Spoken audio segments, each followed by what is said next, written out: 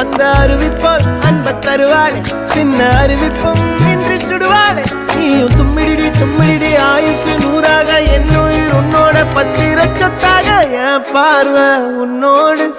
உன் பொம்மை கண்ணோடு பேசாமல் விண்ணோடு நாம் மிதந்து போவோம் காதாரா அடியானாலும்